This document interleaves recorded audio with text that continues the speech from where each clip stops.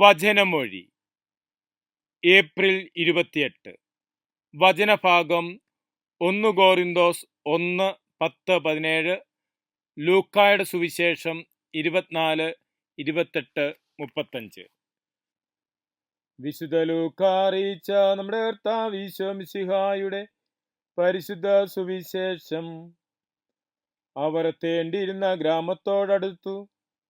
എന്നാൽ ഈശോയാകട്ടെ യാത്ര തുടരുകയാണെന്ന് ഭാവിച്ചു.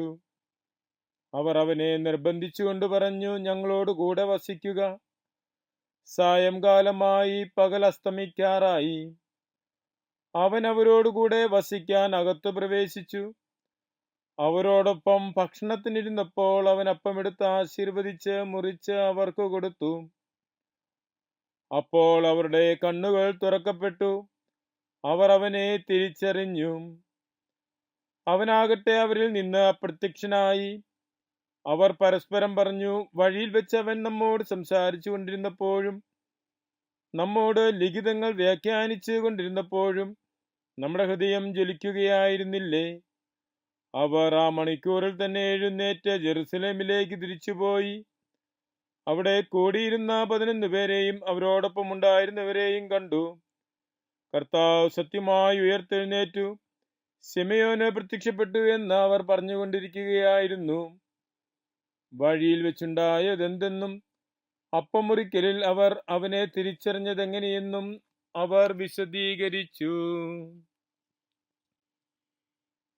ഈശോയിൽ സ്നേഹമുള്ളവരെ, എമ്മൗസിലേക്ക് പോയ ശിഷ്യന്മാരുടെ യാത്ര അവസാനിക്കുന്ന ഭാഗത്താണ് നാം ഇപ്പോൾ ആയിരിക്കുന്നത്.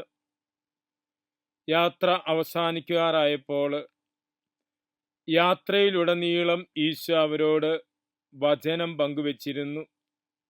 ഈശോ വചനം പങ്കുവച്ചിരുന്നപ്പോൾ തങ്ങളുടെ ഹൃദയം ജ്വലിച്ചിരുന്നുവെന്നും ഈ സ്ലീഹന്മാർ പറയുന്നു. വചനത്തിലൂടെ ഈശോയെ ശ്രവിച്ചവർ ഭക്ഷണത്തിനിരുന്നപ്പോൾ ഈശോ ആശീർവദിച്ച് നൽകിയ അപ്പം സ്വീകരിച്ചപ്പോൾ അവർ ഈശോയെ തിരിച്ചറിഞ്ഞു. അവർ അപ്പം സ്വീകരിച്ചു. ഉടൻ മിശിഹ അപ്രത്യക്ഷനായി.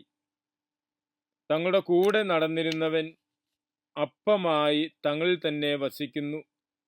ഈശോയെ തിരിച്ചറിഞ്ഞവർ തങ്ങളുടെ കൂടെ ഉണ്ടായിരുന്നവരുടെ പക്കലേക്ക് യാത്രയാകുന്നു. അവിടെ ചെന്ന് അവരുമായി മിശിഹാനുഭവം പങ്കുവെക്കുകയാണ്. ഈശോയെ പരിശുദ്ധ കുർബാനയിലൂടെ തിരിച്ചറിയുന്നതിനും കുർബാനയിലൂടെ നമ്മിൽ വന്ന് വസിക്കുന്ന ഈശോയെ തിരിച്ചറിഞ്ഞ് നമുക്കായി മുറിക്കപ്പെടുന്ന, നമുക്കായി കുദാശയായി മാറുന്ന ഈശോയെ അനുഭവിച്ച് അത് മറ്റുള്ളവരിലേക്ക് പങ്കുവെക്കുവാനായിട്ട് നമ്മിൽ വസിക്കുന്ന മിശിഹായെ മറ്റുള്ളവർക്ക് വചനത്തിലൂടെയും പ്രവൃത്തിയിലൂടെയും പങ്കുവെച്ച് നൽകുവാനുള്ള വിളിയാണ് ക്രൈസ്തവ ശിഷ്യത്വം. ഈശോയ്ക്ക് സാക്ഷ്യം നൽകുന്ന, ഈശോയെ വാക്കിലൂടെയും പ്രവൃത്തിയിലൂടെയും പങ്കുവെക്കുന്ന അനുയായികളായി മാറുവാൻ നമുക്ക് പരിശ്രമിക്കാം. മിശിഹ നമ്മെ അനുഗ്രഹിക്കട്ടെ. ആമേൻ.